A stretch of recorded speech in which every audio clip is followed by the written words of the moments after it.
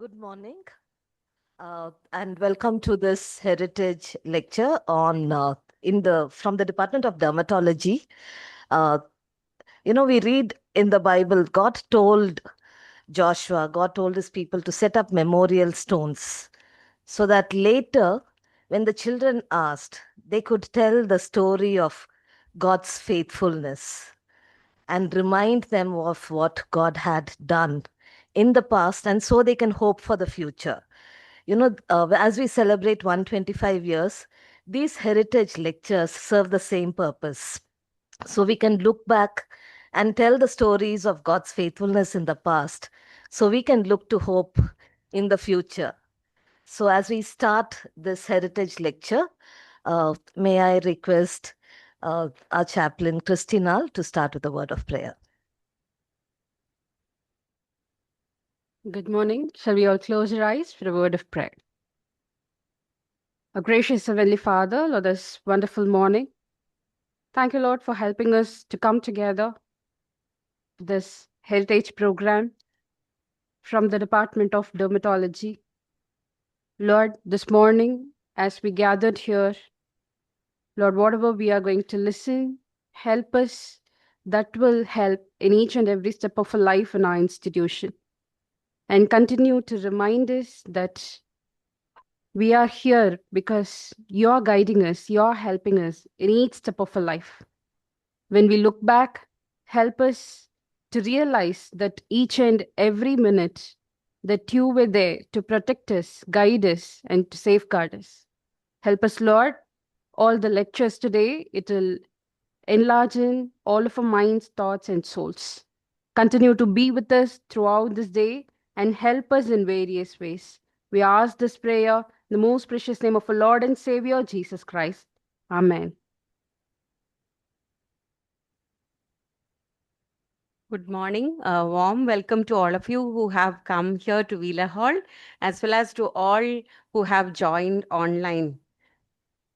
Heritage is what we have inherited from the past to value and enjoy in the present, to preserve and to pass on to the future generations. Our heritage is what is shaping our identity. The Department of Dermatology was established in the early 1940s. While providing care for the numerous patients with various skin disorders, the department has worked towards upliftment of vulnerable patients suffering from diseases like leprosy and HIV. In this heritage series, we would like to present a legacy of the healing touch through the eyes of three senior faculty. The first talk will be given by Dr. Dr. Mary Jacob, about the inspiring beginnings, the pioneers and origin of dermatology training, and followed by development of pediatric dermatology by Dr. Renu George, and the enduring legacy, the advancing dermatology through generations by Dr. Susanne Pulimood. Now may I invite Dr. Mary Jacob to come up to the stage. It is indeed a great privilege and an important task for me to speak about the history of dermatology department at CMC Vellore. This department was one of the earliest to be established at CMC. At the outset, I would like to thank Dr. Susanne Pulimood for helping me make these slides and also helping me to put things together and bring this presentation to you today. She spent a lot of time and effort to put this together, and thank you, Sue. So now we'll talk about the early pioneers and pillars of dermatology. Many of you may not even have heard these names because, they started as early as 1940s, and it's almost a century ago. And so you may not even have heard these names, but I would like to introduce all our founding fathers, so to speak, who put the Department of Dermatology into what it is today. They laid the foundation stone and they built up little by little and to what it is today. So the early pioneers and pillars of dermatology were Dr. Robert Cochrane, Dr. Herbert Gass, and Dr. A.H. Cloquet. It was later further strengthened by Dr. C. Bhaktavijayam and Dr. Rachel Mathai. So I will take you through the lives of these stalwarts who were integral to department's foundation. We'll start with Dr. Robert Cochrane. He can be considered the founding father of dermatology at CMC. He was born in 1899 to missionary parents in China. His father, Dr. Thomas Cochrane, was responsible for establishing the prestigious Union Medical College in Peking. The young Cochrane, at the age of 9, was sent to study in the School for Missionary Children in England in 1909. In 1924, at the age of 25, he graduated from Glasgow in medicine. He then joined St. Bart's Hospital in London, from where he graduated with MRCS, LRCP, and Diploma in Tropical Medicine.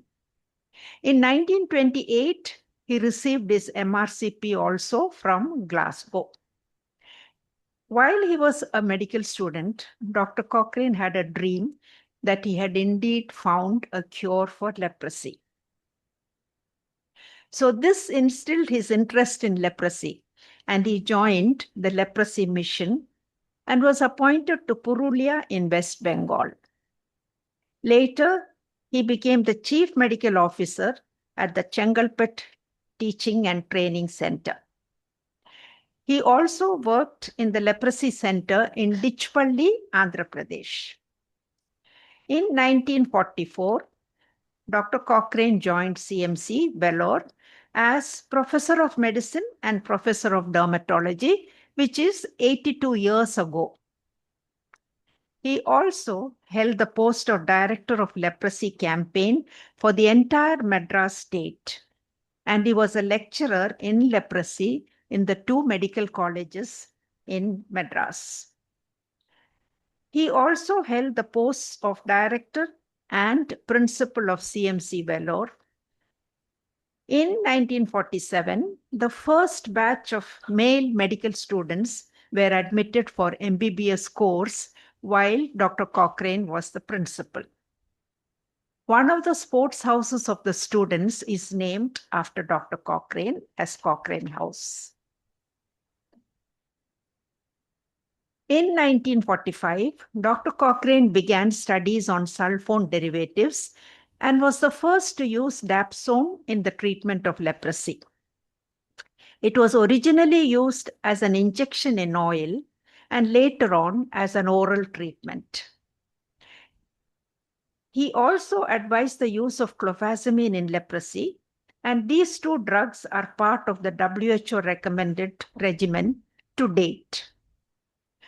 Dr. Cochrane sought the help of Dr. Khanolkar, the well-known pathologist from Bombay, and Dr. Paul Brand, the pioneer orthopedic surgeon who devised reconstructive surgeries to correct the various deformities in leprosy patients.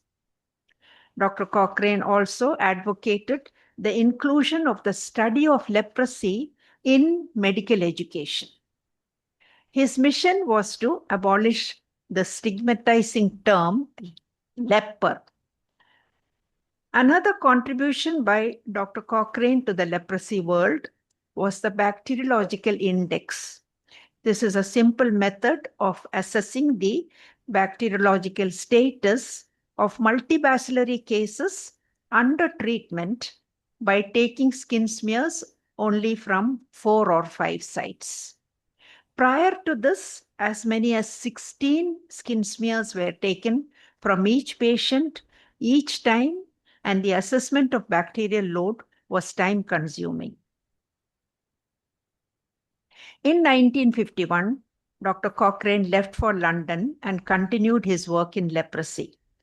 Britain awarded him the Kaiser-e-Hind Gold Medal in recognition of his outstanding services to those suffering from leprosy.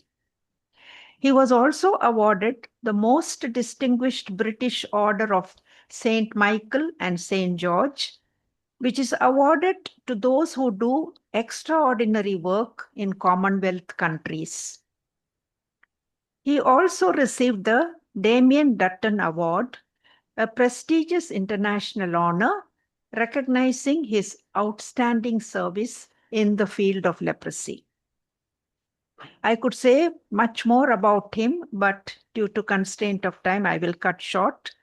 The motive that drove Dr. Cochrane on and kept him going was his Christian faith. This faith shone through everything he did.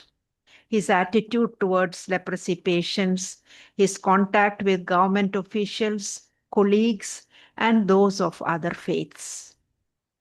For Dr. Cochrane, his patients were the most important people in the world, and therefore he excelled as a clinician, as a pathologist, a teacher, and a leader who inspired many to take up leprosy work in India. Dr. Cochrane passed away in 1985. The next important person I would like to talk about is Dr. Herbert Gass. Dr. Gass was born in India to Swiss American missionaries in 1904. He lived and attended school in India till he was 16. He was fluent in Hindi and loved India and its people. His medical training was at Washington University, St. Louis, Missouri. He trained in dermatology and then returned to India in 1930 as a missionary to work in Madhya Pradesh. He served in Chankuri Leprosarium for 17 years and built up its facilities. He used to operate by the light of kerosene lanterns, whose light was concentrated on the surgical field by multiple mirrors. He did biopsies of soft tissues and bone and was the first to report on the activity of M. leprae in cancellous bone.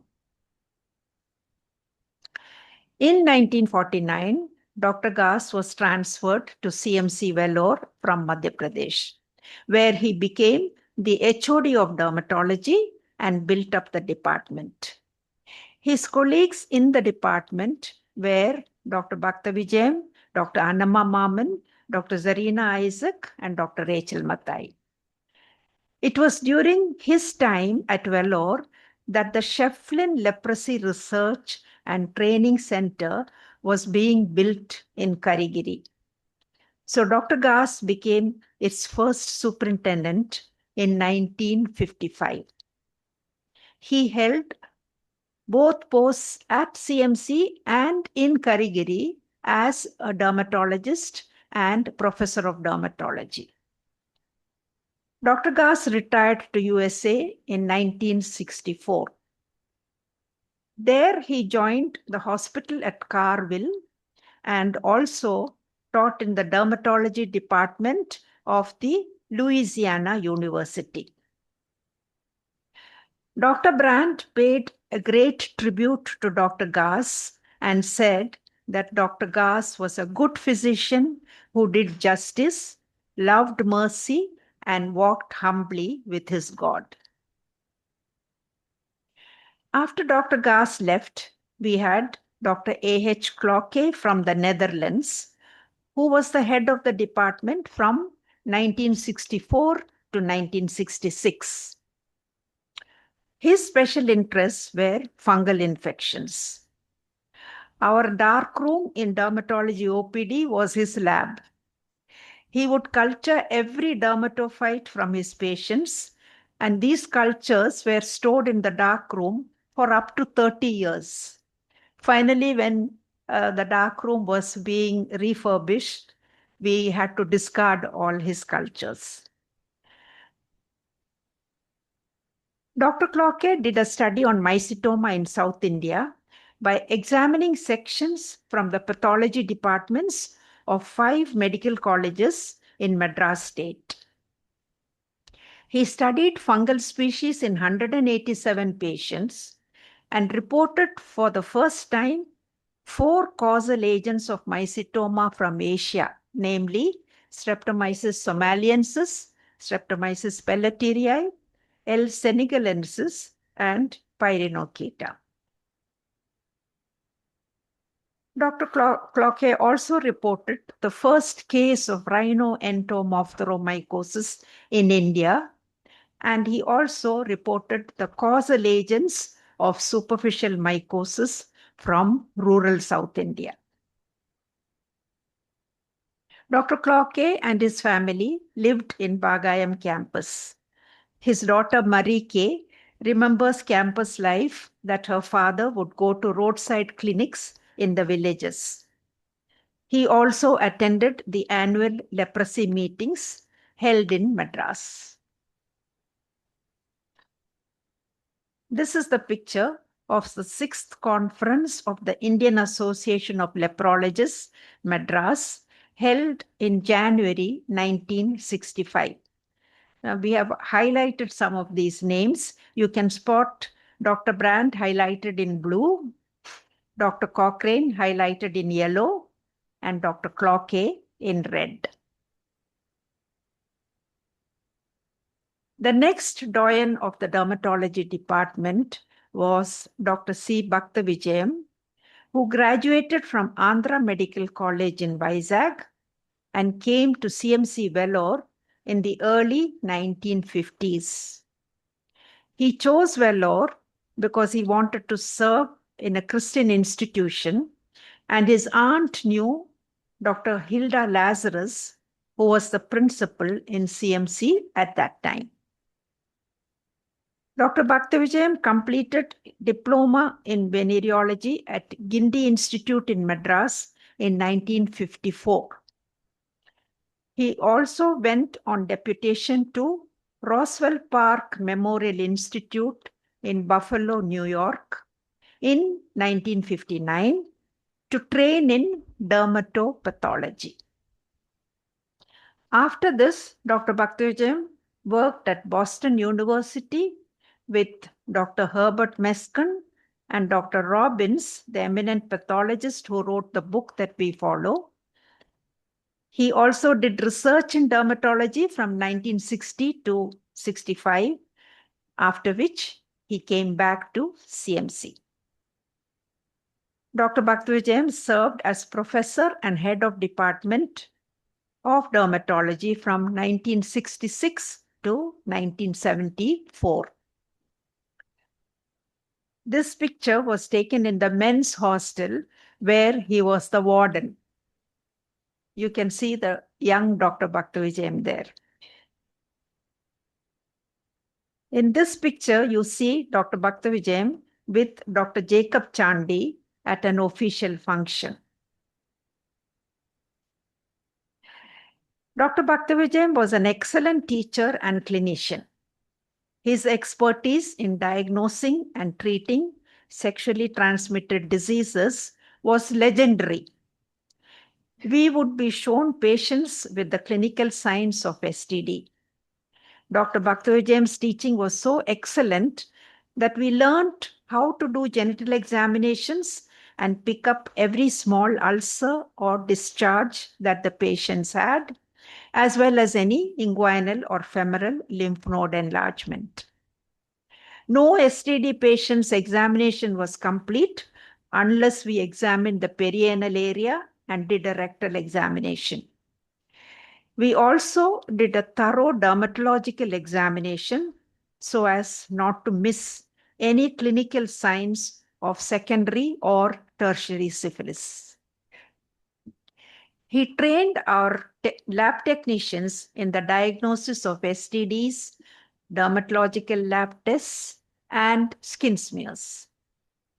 Mr. Kannan, the lab technician at that time, was sent to the US by Dr. Bhaktavijayam for a year for special training, highlighting how Dr. Bhaktavijayam had advanced the department to include the supporting staff. Mr. Daniel was our other lab technician, whom Dr. Bhaktavijayam had trained.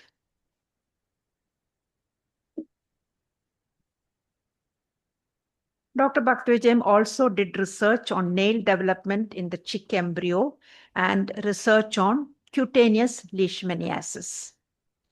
He was the editor of the Indian Journal of Dermatology, Venerology and Leprosy. Our office secretary was Mr. Syed at that time, and he was a great help in getting the printing of the journal done. Dr. Bhaktavijayam got married to Dr. M.P. Eliamma in 1955, whom you can see in this picture. It's a picture of Dr. Bhaktavijayam, Mrs. Bhaktavijayam, and Dr. Rachel Mathai. Dr. M.P. Eliamma was a CMC alumnus of 1946 batch. This was the last batch of only women students. She was the best outgoing student. She was called MP by all her friends. She was the best pathologist at that time and headed the Department of Pathology at CMC. She developed an interest in dermatopathology and would send an extra slide to the dermatology department from every biopsy that we performed on our patients. So we would be able to see the slides before she came every Friday afternoon to clear our doubts and discuss the diagnosis. These sessions were so educational that we, along with our postgraduates, were given the opportunity to review the slides of our patients. Thus, our department was later recognized by the IADVL to train post-MD dermatologists all over India in dermatopathology. Dr. Bhaktavijayam organized many get-togethers and picnics for the department. Both Dr. and Mrs. Bhaktavijayam had an open house for medical students because their children, Dr. Geeta, batch of 1973, and Dr. Babu Chetty, batch of 1974, did their MBBS courses from CMC. Unfortunately, Dr. Bhaktavijayam left CMC in 1974 and went to the US, where he served as a professor at the University of Cincinnati, where he received the Best Teacher Award. He retired there at the age of 80 and served as Professor Emeritus. The university has instituted an annual oration and a chair in dermatology in his honor. Dr. Bhaktavijayam would visit the department in Vellore, give us guest lectures, and spend time with the postgraduates during his visits to India. Here you see a picture of Dr. and Mrs. Bhaktavijayam being honored by Dr. Benjamin Pulimood. After this, they lived in Kentucky close to their daughter Geeta's house. Dr. Bhaktavijayam passed away in 2019. Next, I would like to talk about Dr. Rachel Mathai, who was the pillar of the dermatology department. I could again talk about her for hours and none of you would get bored, but again, I'll cut short. Dr. Rachel Mathai was born in Kerala and joined MBBS course at CMC Vellore in 1947, where she was known as Dr. Rachel Epen. She was part of the first batch of men and women students, that is 1947. Now, these early batches were taught and nurtured by none other than Dr. Ida Scudder, the founder of our institution. Dr. Rachel married her classmate, Dr. K.B. Mathai, a renowned neurosurgeon, not only at CMC, but well known internationally and nationally. Dr. Rachel Mathai received her MRCP in general medicine from Glasgow and Edinburgh. She joined the dermatology department in 1963 as there was an urgent need for a consultant there, even though she was a physician. Seen in this picture is Dr. and Mrs. Mathai. This picture is taken at their wedding. At the time when Dr. Mathai joined, there were two other CMC alumni also in the department. One was Dr. Annama Varghese, seen in this picture. She is MBBS batch of 1949, and she was married to Dr. Maman Cherian, batch of 1948, who was a leading pediatrician here in CMC. Dr. Annama was a good clinician and very meticulous. She worked in the department till 1967. Then she went on to do her MD in dermatology in Madras, after which she and her husband left for Kolancheri to work in the mission hospital there. Her daughter is Sarah, who is MBBS alumnus batch of 1975. Dr. Annama Maman is alive. She's 94 years old and lives in Kerala. The other alumnus was Dr. Zarina Isaac, who is seen on this slide, who is Dr. Rachel Mathai's batchmate from the batch of 1947. The picture on the left was taken while she worked in the department from 1958 to 1967. She specialized in treating leprosy patients and later left for CSI Hospital in Bangalore. She was married to her classmate, Dr. Benjamin Isaac, who was a thoracic surgeon. Her daughter, Shireen Isaac, was MBBS alumnus batch of 1974. This is a picture of the batch of 1947. Highlighted in red are Dr. Rachel Mathai and Dr. K.V. Mathai. Highlighted in blue are Dr. Zarina Isaac and her husband, Dr. Benjamin Isaac. Yellow is Dr. Kutumbaya, who was a famous physician here in Vellore as well as principal. And highlighted in green is Dr. C.K. Job, our pathologist. He was also Dr. Mathai's classmate. When I joined the dermatology department in 1971, Dr. Bhaktavijayam and Dr. Rachel Mathai were the seniors. Myself and Dr. Susanne Kurvilla from Odanchatram were the juniors, designated as demonstrators. Susan was conducting an ICMR study on VDRL testing in antenatal patients, for which Dr. Mathai was the guide. Susan and I improved our clinical dermatological skills under Dr. Mathai's patient teaching. A year later, Dr. Chellam Kribakaran also joined as a junior demonstrator, but she left at the end of the year to do a PG course in pediatrics here in CMC.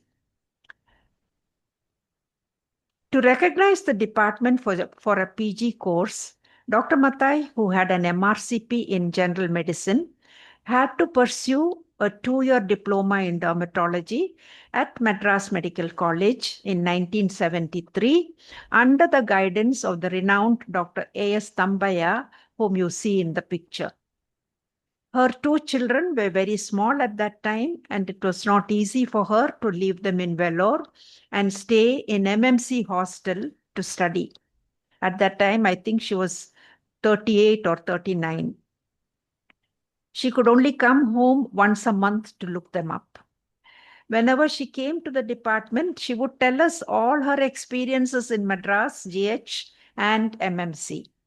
Dr. Thambaya was a very strict disciplinarian who would skip 450 times in the morning before coming for his class. And his theory classes would start at 6:30 a.m. Monday to Saturday. This was no problem for Dr. Mathai since she was also a strict disciplinarian. Susan Kurula and I missed Dr. Mathai terribly during the 2 years that she was away in Chennai. Dr. Bhaktavijayam was with us for a year, but he left in 1974. So Susan and I soon grew up from infants to dermatology toddlers and adults. And for 2 years, we did night calls every alternate day and alternate weekends. At that time, we did not have today's infrastructure, advanced diagnostic facilities, or the newer therapeutic options available now. The OPD was less than half its present size, and we had 6 male beds and 4 female beds in the medical ward. Our patients were admitted in A, H, S, and M wards. Average OP attendance was 60 to 70 per day. All dermatological conditions across the spectrum were seen. More common were leprosy, STD, cutaneous TB, and deep fungal infections. All stages of syphilis with its complications were seen. All spectra of leprosy and its reactions were common. But there were also patients with autoimmune diseases like pemphigus, systemic sclerosis, dermatomyositis, vasculitis, etc.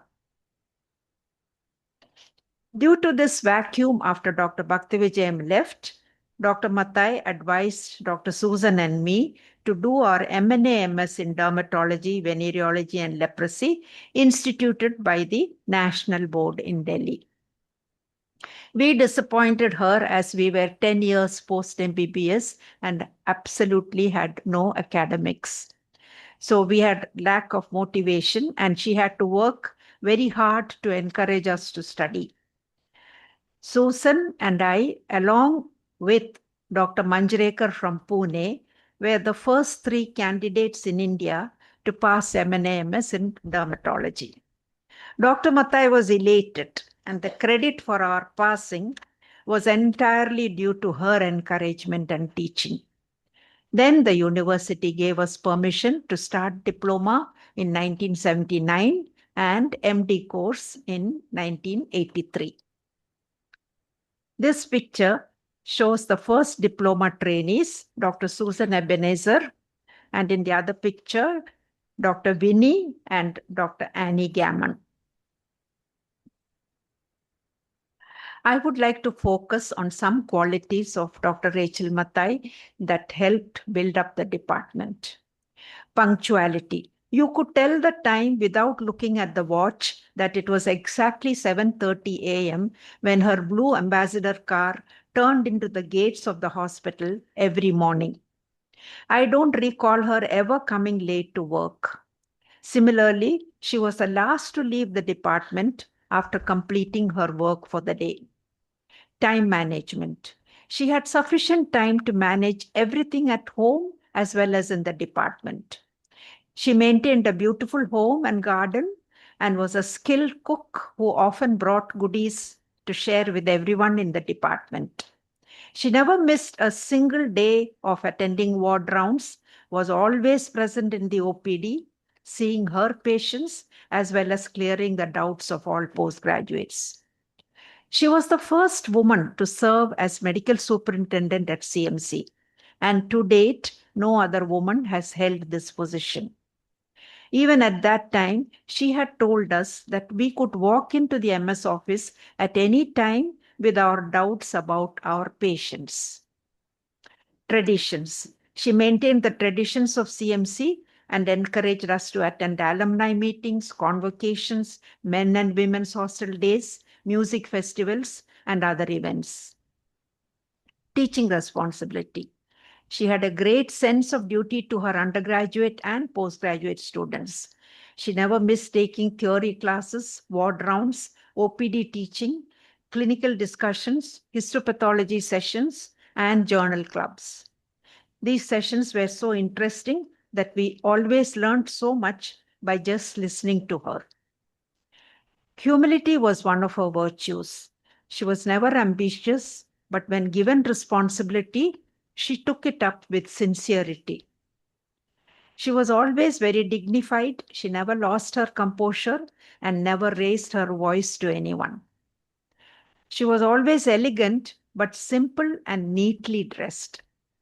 Many postgraduates in the department aspired to emulate her by walking, talking, and dressing like her. She lived a disciplined life and expected the rest of the department to be disciplined, but would not force anyone. She was highly respected and highly regarded by all the senior dermatologists in India. She served as editor of IJDVL for 13 years, maintaining a high standard of the journal. She was the greatest gift to our department. She was a great visionary for the upliftment of the department. All the values that she taught stayed with us. Linda was her right hand as secretary of the department. Kannan, Daniel, Lazarus, and Shiva were her lab personnel. Chandran and Nathan were her social workers. Joseph and Bosco ran all the departmental errands for her. She looked after the nurses in the OPD and ward and taught them how to care for dermatology patients. Sister Hilda was our OPD nurse and Sister Mariamma, the ward nurse, for many years till they retired. All her postgraduates respected her because she was their friend and confidant. She would never compromise on patient care and would correct us when we went wrong. She was never one to show favoritism and treated all alike. She did not worry what others thought of her as long as she knew that what she did was just and right in the interest of the department and the institution. She was the perfect listener when we shared our problems. Her sensitivity and understanding of the problems each of us faced were amazing. This shows the picture of Dr. Rachel Mathai with Dr. Benjamin Pulimood during her tenure as medical superintendent and a picture of her as a clinician. These are some pictures of Dr. Rachel Mathai and her students in the department. Pictures of support staff and lab technicians, namely Linda Robert, Mr. Lazarus, Shiva, and Bosco. These are graduation pictures of the first diploma and the first few MD students with Dr. Rachel Mathai. This is another graduation picture taken in 1987. You can see Dr. Renu George there, Dr. Pushpa Epen, and on the extreme right, Dr. Soshama Benjamin, who is known as Thangam. This is a picture taken at Dr. Mathai's farewell, where you can see most of her students who had come at that time to bid farewell to her. This is another picture of Dr. Rachel Mathai's visit to the department in 2000. You can see Linda, you can see Nathan, and you can see Mr. Daniel and so Pulimood. Dr. Mathai's daughter, Susanne, lives in Australia with her family. Her son, Dr. Varghese Mathai, MBBS batch of 1977, is a colorectal surgeon in Hyderabad. Dr. Mathai passed away in 2021. Dr. Rachel Mathai and Dr. K.V. Mathai lived a satisfied life, not with the material goods of this world, but with joy and contentment in each other, which came from doing God's will. They gave their lives to the needs of others and to the institution that they loved. Good morning to you all. Thank you, ma'am, for taking us through this wonderful journey of CMC from its start, of Department of Dermatology from its start. I now move on to pediatric dermatology, the story from scratch, pun intended, and I'll be talking from 1997 to 2019. Lenny, I tweaked your title a bit. Apologies. So what was my background and why did I choose pediatric dermatology? Well, in 1990, I went as a visitor observer to the Department of Dermatology at Westmead Hospital, where I had the privilege of being an observer there at and attended Dr. Chris Commons' clinics, which were truly enlightening. This was followed by our study leave, where we went to Adelaide. Here, I had the chance to work in the Adelaide Children's Hospital. I didn't confine myself to pediatric dermatology. I wanted to get experience in just about everything that was there. So I worked in the STI clinic. There, I had the privilege of working with Dr. Gavin Hart, a leading expert in donovanosis at that time, a WHO consultant, and also a contributor to King and Nicol, the reference book of dermatology. We hear of living the dream. This great scientist, epidemiologist, wanted to learn about donovanosis. And what he did was go and live with patients with donovanosis in Papua New Guinea in the 70s and 80s, which indeed was a challenge. So it was a great opportunity to work in a clinic run by this eminent man. I learned a lot of the management of STIs during my tenure there and how to handle STI patients. I wanted to keep in touch with adult dermatology. So I worked at the Queen Elizabeth Hospital there and worked on acid retin on the chemo prevention of non-melanoma skin cancers. It was my study there. Acid retin was just a new drug then. And I think the citations tell you about the clinical relevance of the study. So moving on to pediatric dermatology, the scope of this extends from diagnosis of skin conditions, which are unique to this population, such as vascular malformations, nevi, and genodermatosis. It involves the comprehensive care of neonates, children, and adolescents. Treatment and compliance are the two challenges, and parental anxiety can compound yours. Management strategies are very different.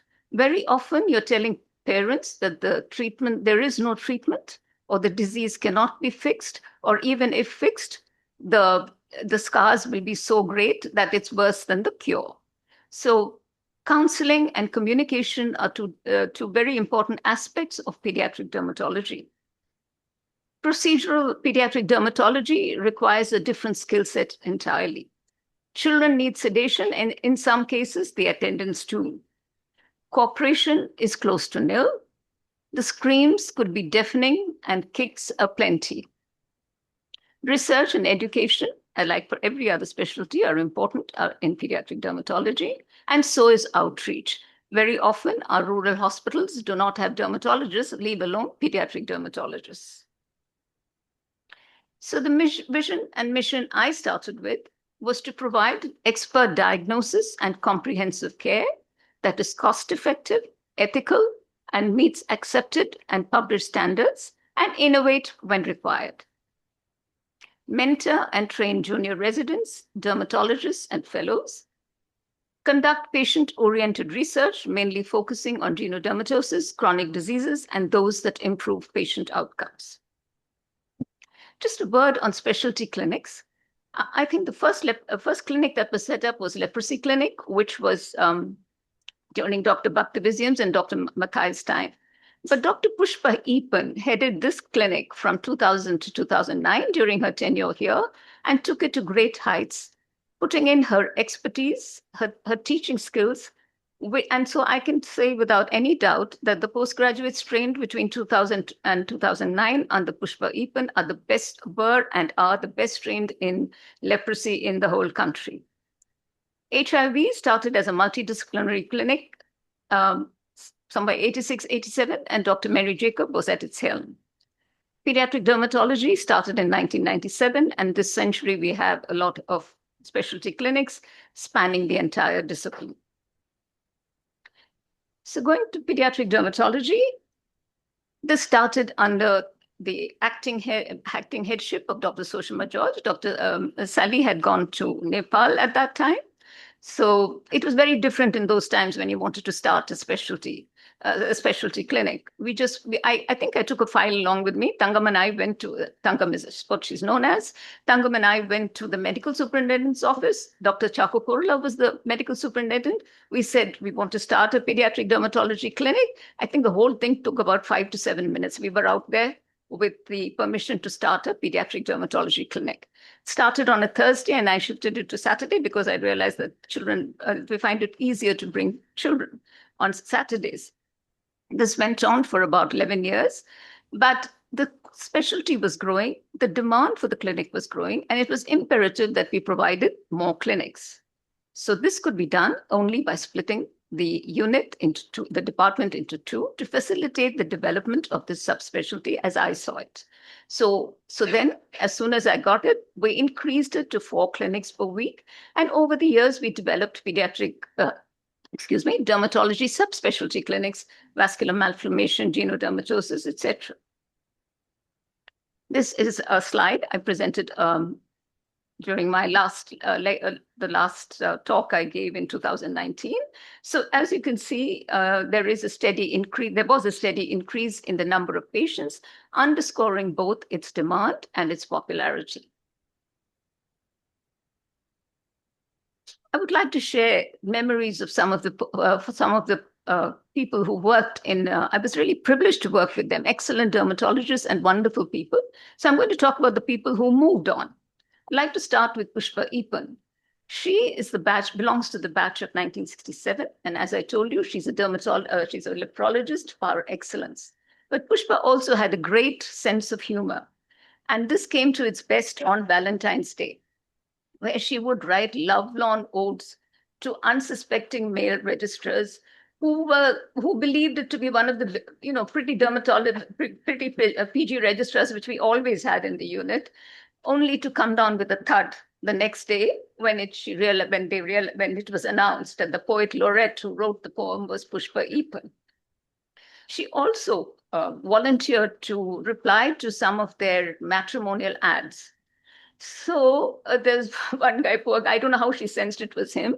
And she wanted, how they want tall, slim, beautiful women and fair. So she wanted to reply to it, paired with a photograph of herself in a bonnet, sitting cross-eyed with a pair of knitting needles. I don't know if she managed to do it.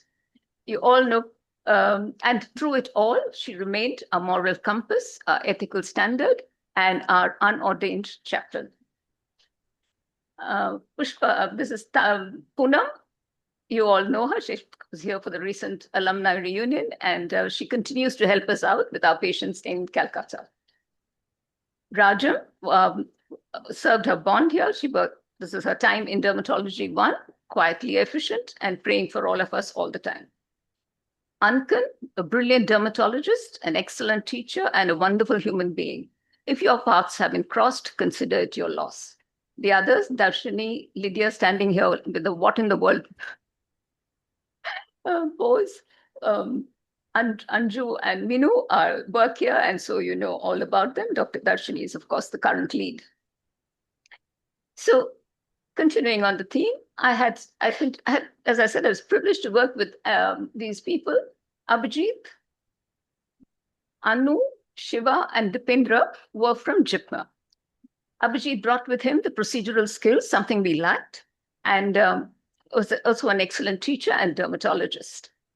Anu and Shiva are excellent dermatologists. They're in academics. I think you will face them as examiners one time or the other. God help you all. Dipendra is the first resident of KPTR. And so if you have a heritage lecture on buildings demolished and standing, if you want a picture of at the beginning of KPTR, Dipendra is the one to go to. He lived there alone with security and snakes. And so that was a point of control, a point of concern to me.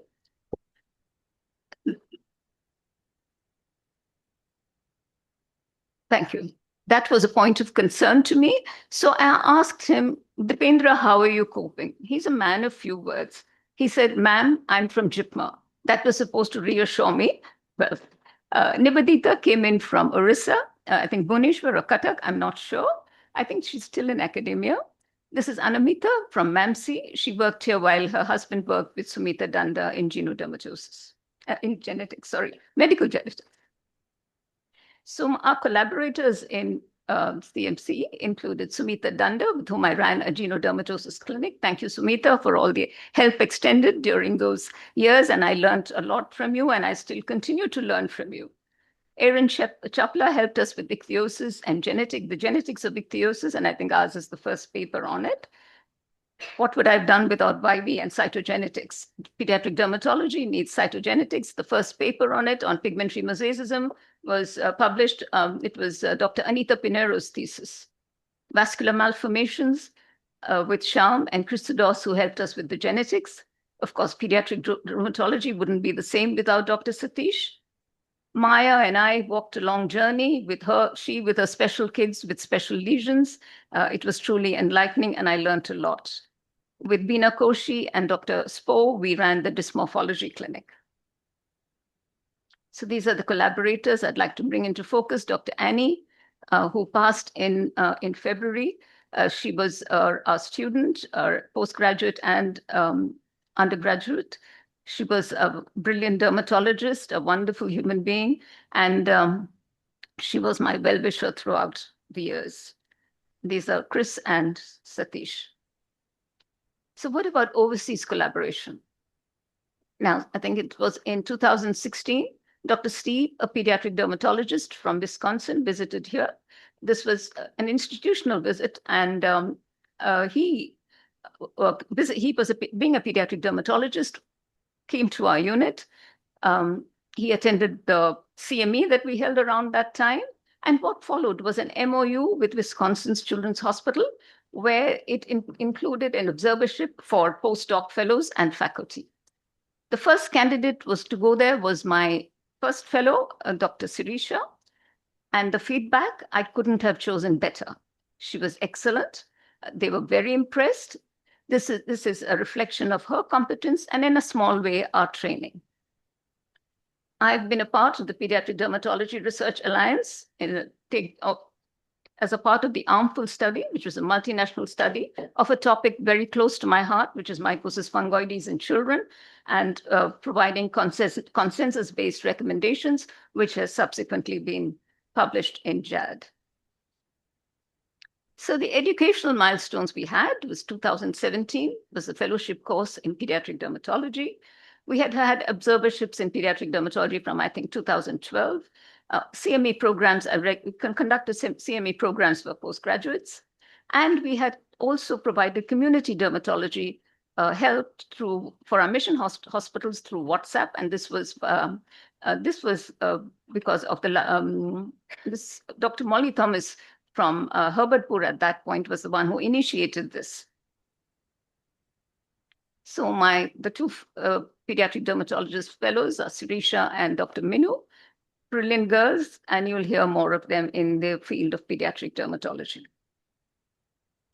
So in conclusion, the lessons learned, this is for all future people future ones who are trying to start departments, units, I beg your pardon, have a clear vision of what you want to establish. In my case, it was a strong patient-oriented service, which complements the existing services of our department. You have to be ready to be the face of your specialty in the clinic. And why we stand tall as dermatologists today, that's because in the latter half of the century, Dr. Mary Jacob and Dr. Rachel Mathai fronted that clinic. People didn't come from two states as they're doing now. They came from all over India. And all of us who trained under them owe a great sense of a great amount of gratitude and debt to them in this aspect. They sat there and conducted the clinic. So remote control is not the mantra. Call me when you need me. Doesn't work. You can't run a unit like that. And it takes a village. You need the help of nurses. And I want to digress at this minute to paraclinical disciplines. For the most part of my tenure in CMC, Dr. Mary Jacob in pathology, Tarun and Tripti's mother, was my anchor for dermatology, for pathology. And I think we owe a great deal of gratitude to her, because without her, we wouldn't have been half the dermatologists we are. You need, in a subject like pediatric dermatology, you need a lot of interdepartmental collaboration, as I just showed you. And family support is premium. Sacrifices may have to be made when you start a clinic. Please allow for professional growth. Leadership is more than the title of HOD or HOU. It's a privilege to help establish our heritage and serve our motto. Focus on quality, adapt when required. God's will prevail. Thank you.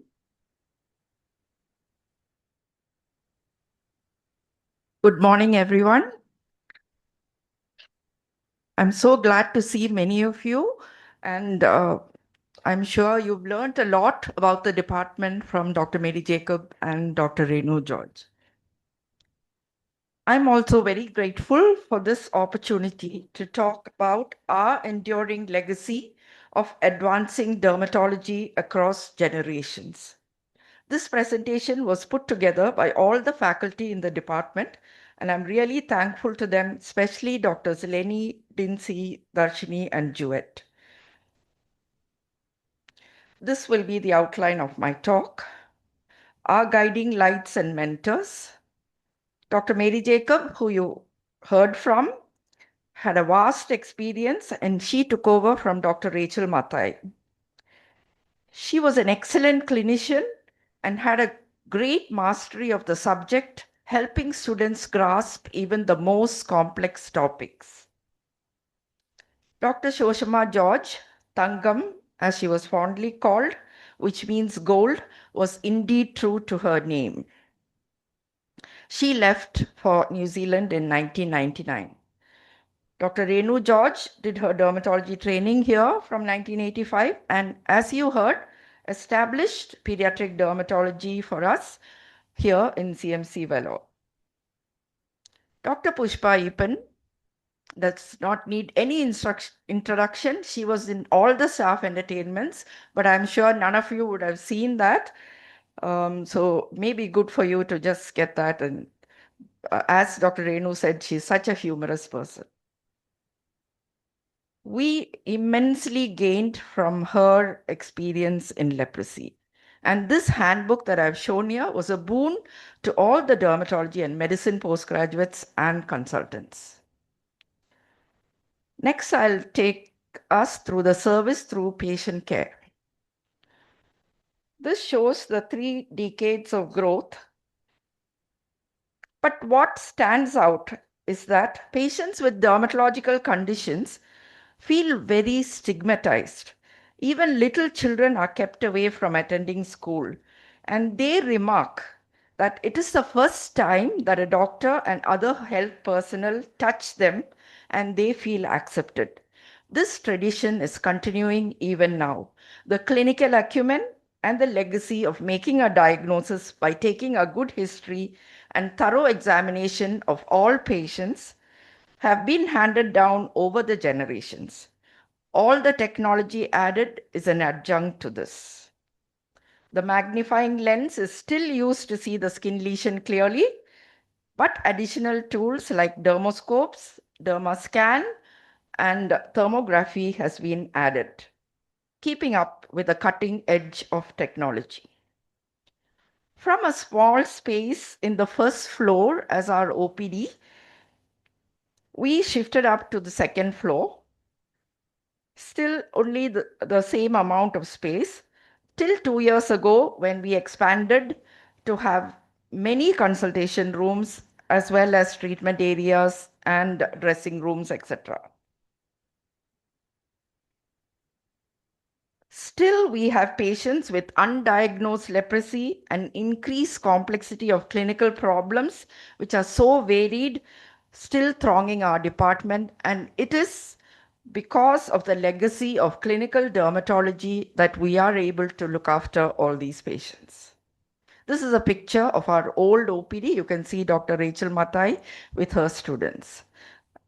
The person who you can't see the face is actually Dr. Pushpa Ipan. This is a view of a present OP entrance, and you can see that it has really expanded. This is a view of the consultation room now and the dressing room. As Dr. Renu mentioned, the first patient with HIV in India was diagnosed in 1986. We had patients with HIV being seen from the late 1980s, and recognizing their needs and the difficulty they encountered in the various consultations and departments that they had to be seen in, and the social stigma A comprehensive care clinic was started in the mid-1990s. Dr. Jacob John, Dr. Dilip Mathai, and Dr. Mary Jacob were instrumental in starting the clinic. And Dr. Mary Jacob gave the department space to run the clinic. Later, Doctors Amitinder Kaur, Anand Zakaria, O.Z. Abraham from medicine, Dr. Pratap Tarian, and Dr. Manoj from psychiatry, Tangam, Renu, and me also from derm, Dr. Walson from pediatrics, Dr. Jesse from OG, and many of the social workers made sure that the whole family was looked after. They received holistic care. Even their social and economic empowerment was largely supported by the clinic and NGOs. This is to highlight the institution's and the department's legacy of caring for patients with diseases associated with stigma.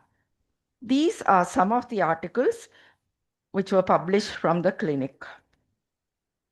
Special clinics for leprosy and STI have been continued, and also a few other new clinics for chronic dermatosis were started in the last decade to give effective care. And these are a few articles published from these clinics. Recognizing the need for comprehensive care for patients undergoing bone marrow transplantation from the 80s, and since Dr. Lenny and I were fortunate to have gained expertise in managing these patients, they were seen in the BMT unit and for follow-up thereafter. This clinic was regularized only in 2019 onwards. Patients were seen whenever needed and on call for biopsies on an urgent basis prior to starting steroids. The special clinics in pediatrics have already been present. Again, recognizing the need for multidisciplinary clinics to facilitate patient care and group discussions across various departments, this weekly skin cancer clinic started by the radiotherapy department, of which we are a part, is helping skin cancer patients immensely. This again is a testament to the legacy of CMC and the departments.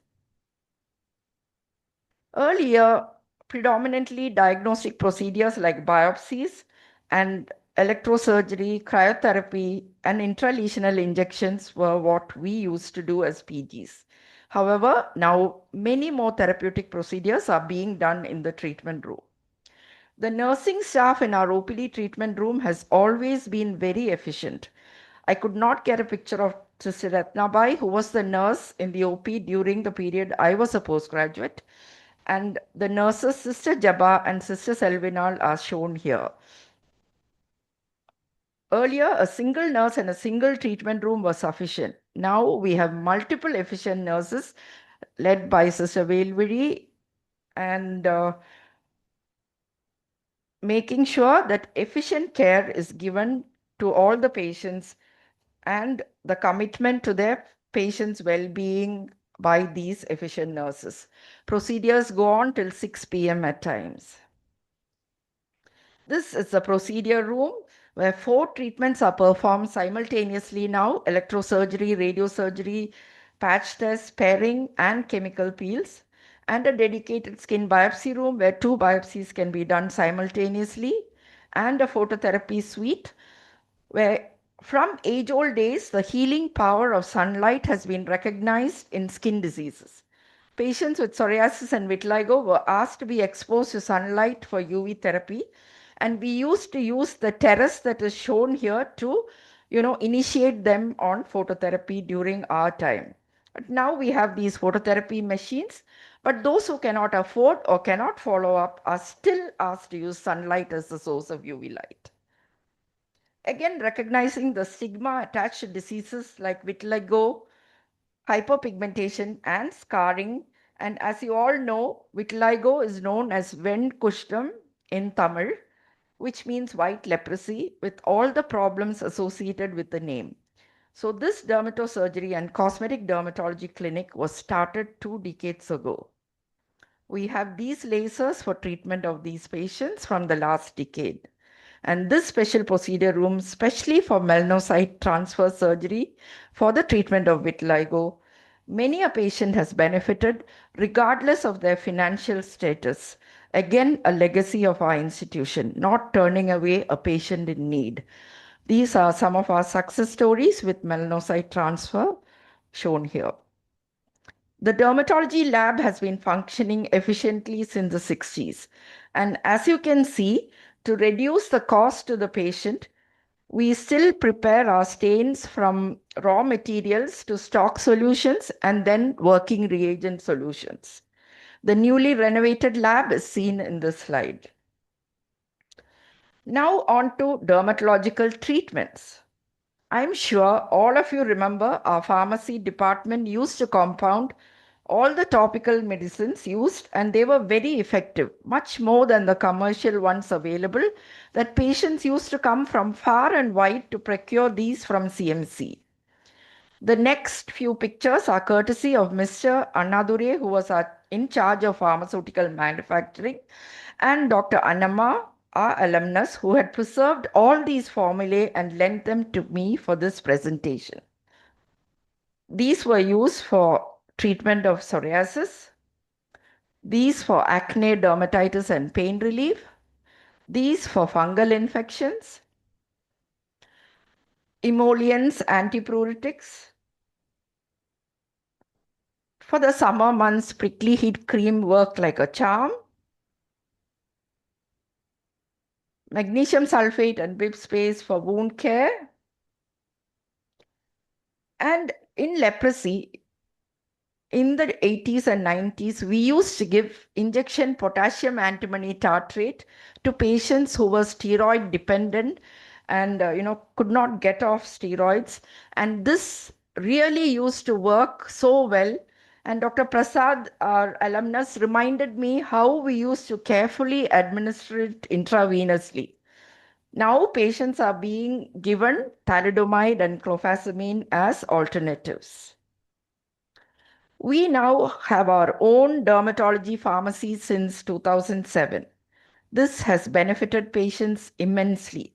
You can see that about 1,20,000 prescriptions are dispensed for the 1,40,000 patients we see annually.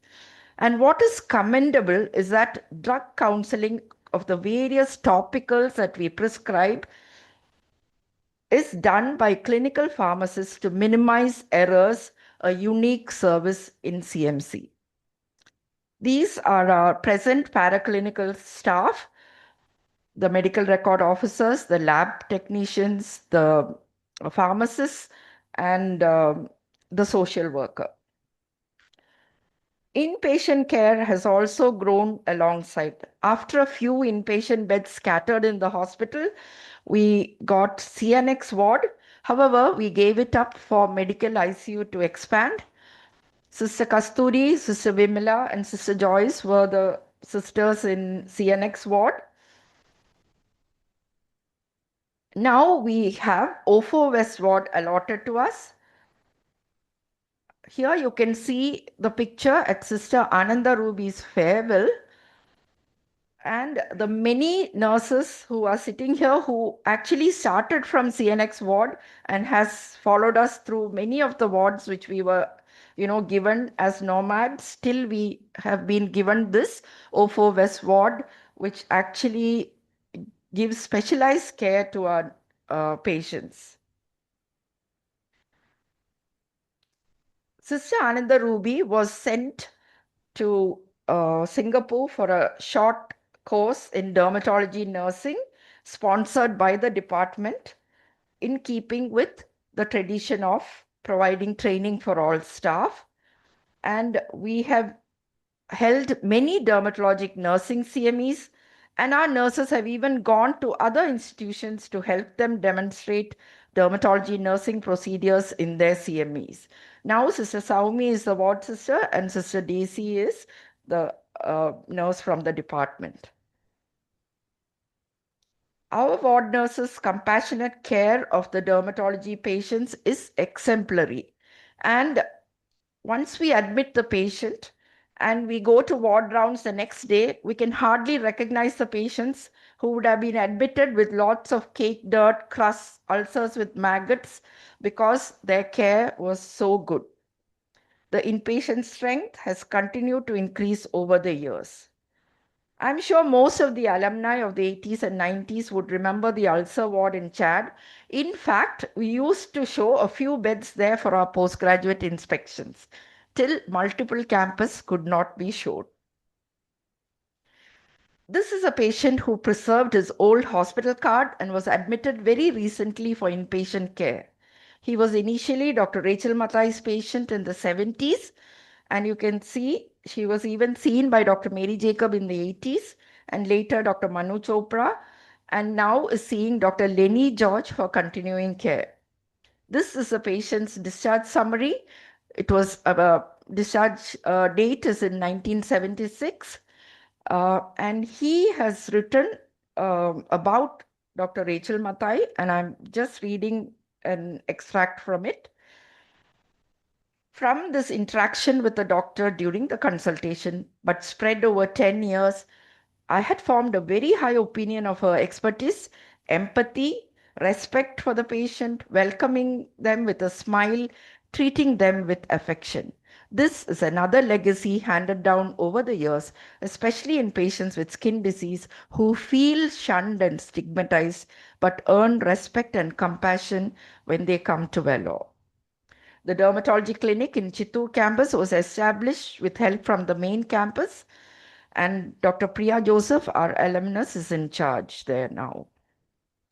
Dermatology clinics run at peripheral campuses also and deliver specialized care to patients who access them. Outreach activities in mission hospitals too are conducted. The department has always been ready to help in special camps, thereby benefiting those who cannot access the main hospital, in keeping with the concept of roadside clinics.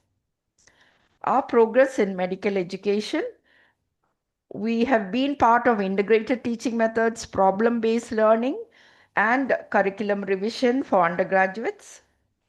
And our postgraduate seats have increased over time. In 2002, the training of the subjects of dermatology, venereology, and leprosy, which were separate diploma courses, were combined together into one single course, and that is why the department was renamed as Dermatology, Venereology, and Leprosy. Dermatopathology training continues. However, the alumni will remember how we used to project the slide earlier as shown in this picture, and now we are in the new era. You can see Dr. Lenny there teaching the postgraduates and the IADVL trainee who was here with us recently. Newer teaching methods are incorporated into postgraduate training. We conduct postgraduate refresher courses, and many postgraduates from all over the country attend this. And the most sought after aspect is the station where our hand and leprosy physiotherapy technical staff teach physiotherapy and rehabilitation for patients affected by leprosy. Our postgraduates have won gold medals in the university and awards at national levels.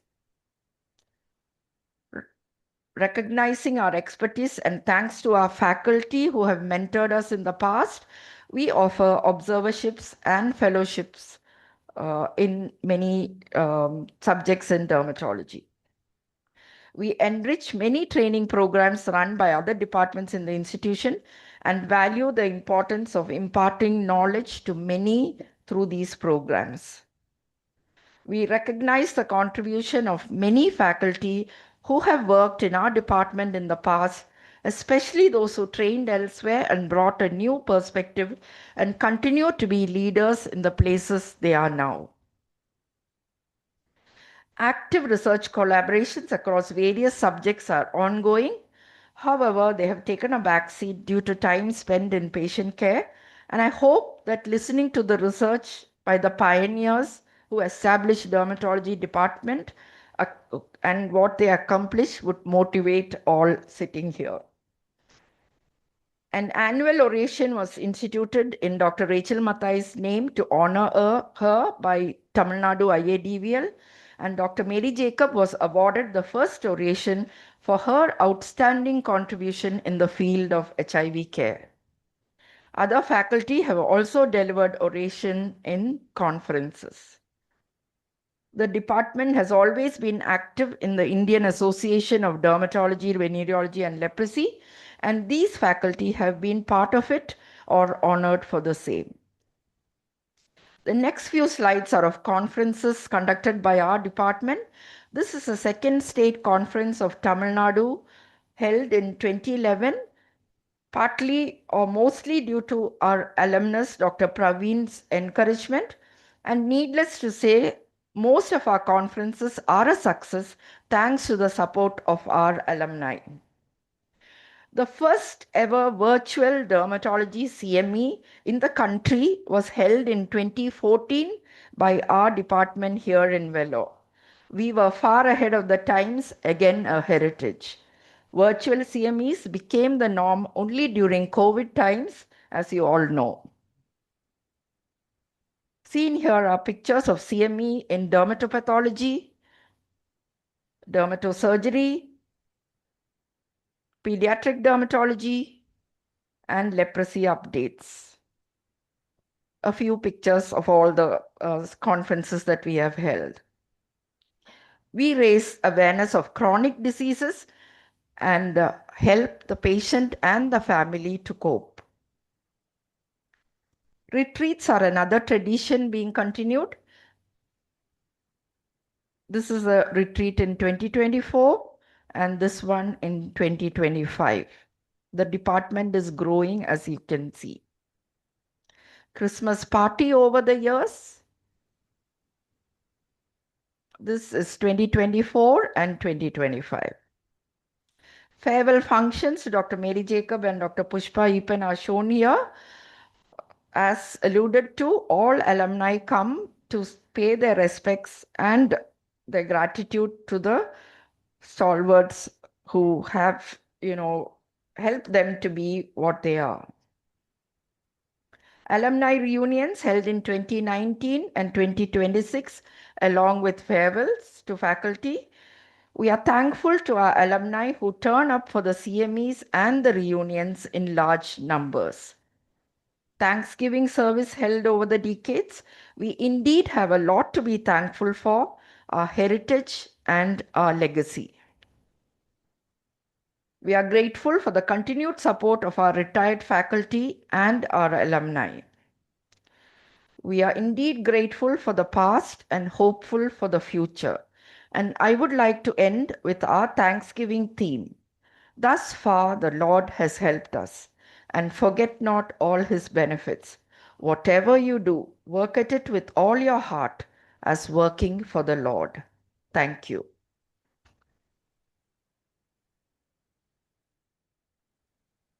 Thank you all for joining us for this heritage lecture, and please join us for a coffee. And thank you.